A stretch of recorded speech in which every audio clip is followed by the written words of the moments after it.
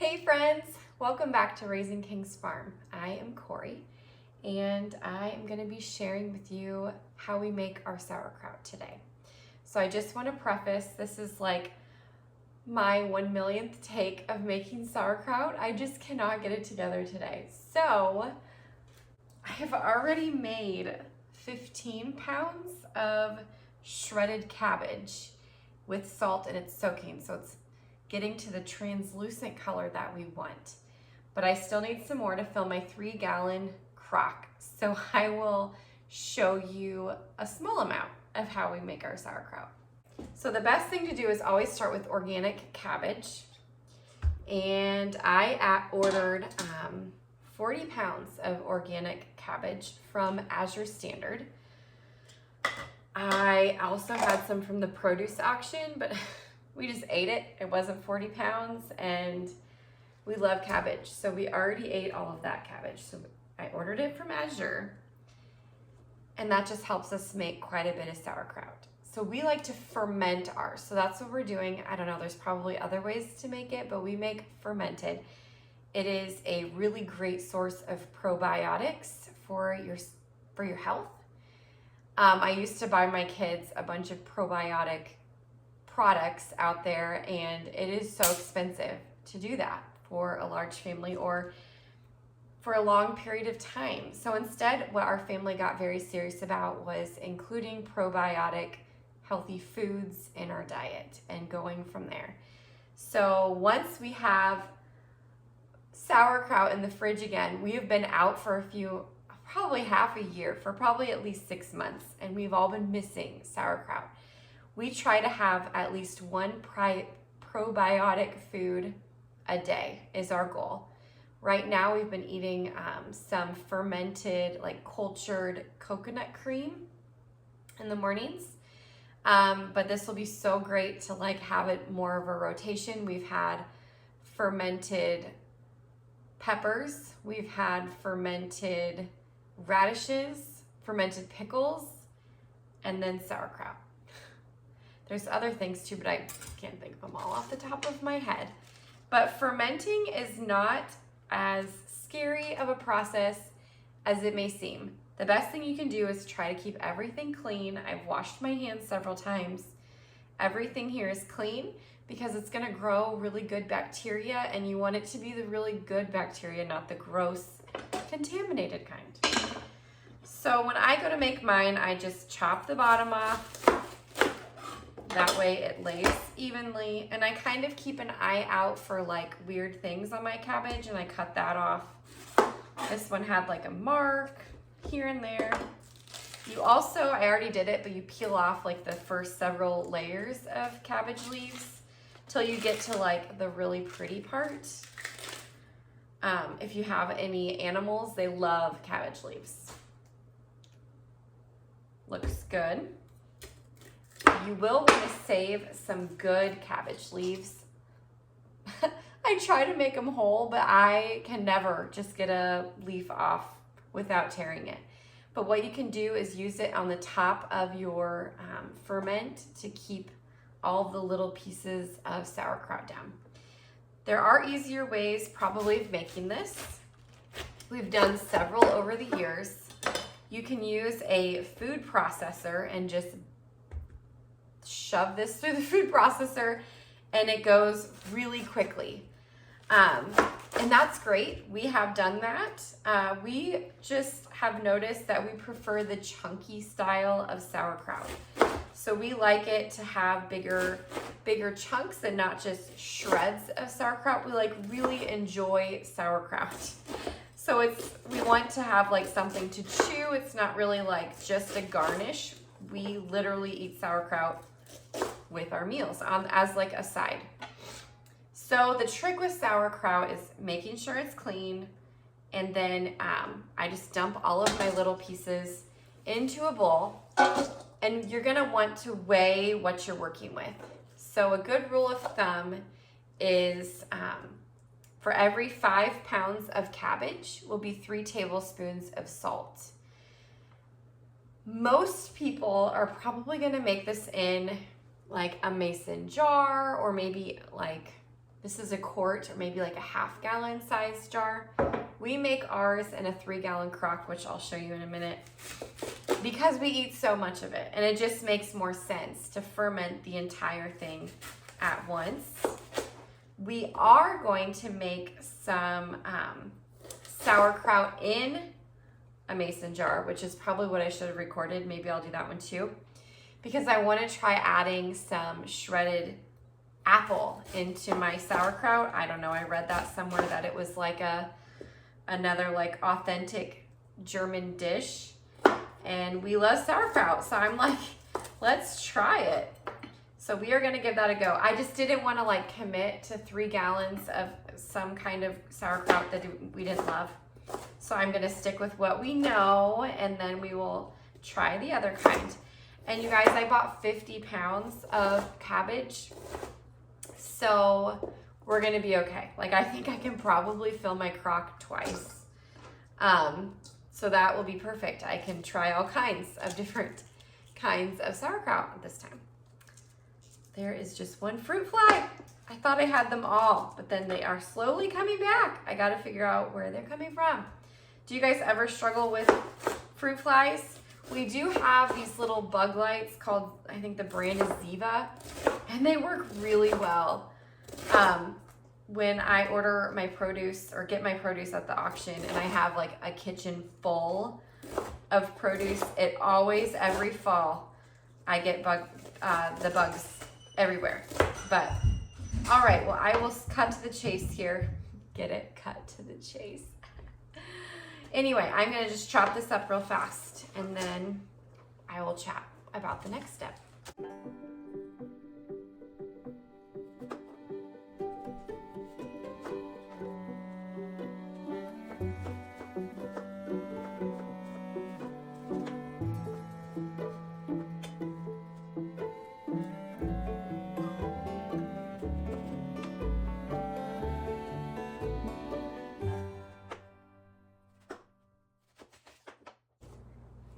Okay, so I do know this bowl, when it's about this full, is right around 5 pounds. So I'm gonna just double check, because when you're making sauerkraut, a lot of it is you go by weights, not necessarily cups or heads of cabbage, because that could just vary really easily. All right, so we're around 4-ish pounds. But the rule of thumb to remember, as far as this goes, is every 5 pounds of cabbage is 3 tablespoons of salt. So my little spoon here is 2 tablespoons. And I don't know. And everything in life, I just kind of wing it a bit. So I just probably will go with a little extra. That's just how I am. Okay, so you will coat it in the top, then you can kind of stir it around a little bit. And when it first starts, it's gonna be crispy, like firm, freshly cut cabbage. And you're gonna actually set this to the side and let it wilt, is what it's called. So the salt is drawing out the liquid from inside of your cabbage, and it's gonna make a bunch of liquid at the bottom of your bowl. So this, instead of being colorful and green, is gonna become translucent. I mean, I'm sure y'all have had sauerkraut before, so you know what it looks like. But it's a little bit of a process if you wanna do it right. So I stirred around for a little bit, set it to the side, woo, and then I'll grab my other bowl and show you. After it's been sitting for like 20 minutes or so, I come back in and I start squeezing it, and you should see juices coming out. Okay. So this is the next step. So I've actually already done this. So I like to go through after it's been sitting there for maybe 20 minutes to 30 minutes. I come back through and I squeeze everything really well. So I just kind of get it worked into there to make it nice and soft and translucent. So do you see how these pieces are kind of getting like see-through? You're like definitely getting where you want to be when you see that. So I'll see at the bottom how much liquid I have. You want your ferment to stay covered with liquid. So that's the other reason why it's really important to try to get everything out of it. The salty water, so that's all it is just cabbage water, actually cabbage and salt. Some people don't even have to add water depending on if their cabbage was kind of drier. You are pretty much ready for the next step at this point. So if you were making it in a jar, you would grab your very clean jar, pack it in there, and then I have this little, I don't know, I think it's actually from my Vitamix. So I just push it on down into my jar as best as you can. And then I put a little bit of a cabbage leaf on top. I also make these little discs here. There's all different kinds. These ones are like a weighted glass piece and you just pop it down into your jar. There's different kinds of lids. Ball sells these. It has like a little vent where the air will go out, but the air will not go back in. Honestly, when I'm making them with jars, I just use, I found these on Amazon. They are just plastic lids. They're food grade plastic. I use these all the time. But I just leave it a little loose, and then you're gonna just set those jars inside of a casserole dish or something because they might bubble out. So every day or so, you'll kind of want to make sure you crack it and burp it so the gases can come out. They will sit on your counter for, just kind of depends on how long you want to let it go. You'll see the different color of it. Some people do 3 days, some people do a couple of weeks. I will say the time of year makes a huge difference because if you're make it in the summer and your house is really warm, it's gonna ferment a lot faster. This time of year, it's November, the house stays around 68 degrees, I think. I don't know, we don't turn our heat on yet. So it just fluctuates. But I love making my ferments this time of year because I have so much more freedom and flexibility this time of year than I do in the summer where I have to really be on top of my ferments. Mine can sit in my crock for, honestly, 8 weeks. Like, it will be in there a long time. It will can stay in my crock longer than I can patiently wait for it. So I will get it out of my crock before it really even needs to be. It's just because we love sauerkraut. So now that we got this part done, I'm gonna bring my crock over and show you the process in case y'all really love this and decide to get this massive crock to make your sauerkraut. All right, so this is my 3-gallon crock that I got from Lehman's. It's a shop, I believe it's in Ohio. I just order my things online. I'm always blown away by how massive this thing is. I'll always think that I have plenty to fill it, and I never do. I always have to go back and do more. Last year we filled it with pickles, and that was super fun. And I've yet to find a really quick and easy way to get all this stuff in here, because what happens is it falls along the top. And this actually does have a lid. You fill this outside with, like, I use my Berkey water, so like filtered water, and it creates a water seal. So it's fun. After a day, it starts like bubbling because you can hear the gas coming out. Super fun. Then you know it's working. And then it's good to know because then when you don't hear the bubbles as often, you know you're to a good spot where you can start taking some stuff out of it. So this crock comes with a lid, and then it comes with 2 like clay discs that you put on top of your things.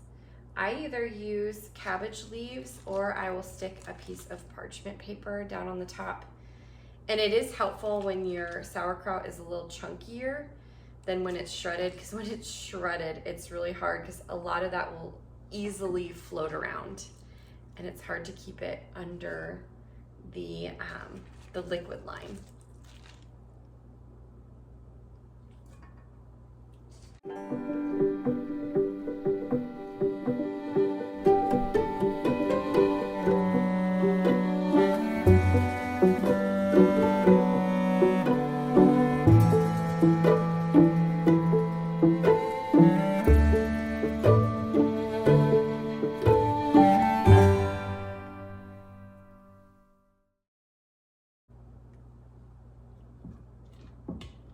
Okay, and you're gonna want to make sure that you stomp or push this down pretty good.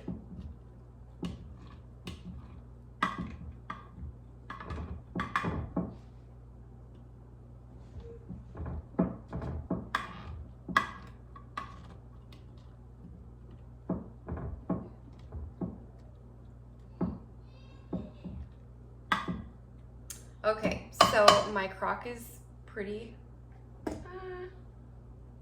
say almost halfway. So I think what I'll end up doing in order to get this full is I'll probably do another, I have this batch here, doing the math. So this is 20. It probably takes 40 pounds of cabbage to fill this thing up. So I've already done 20. Yes, you guys are watching me do math live right here.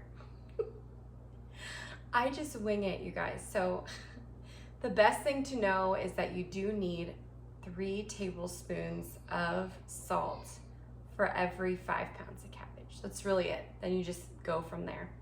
If you end up with some extra, I will put a little amount at the bottom of the screen right now. If you end up with not enough liquid from your cabbage and you can still see your cabbage and there isn't a water line on top, I will put that amount of salt to water brine that you need to pour in there. And then the last most important step is, you know, the parchment paper or the little glass. But this is our lid. It goes like this on. And here are the weights that ours comes with. So you just slip them down in and lay them nicely. But I will put my parchment paper on first.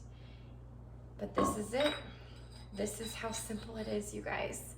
And this will last us a year, usually. So, hope this was helpful.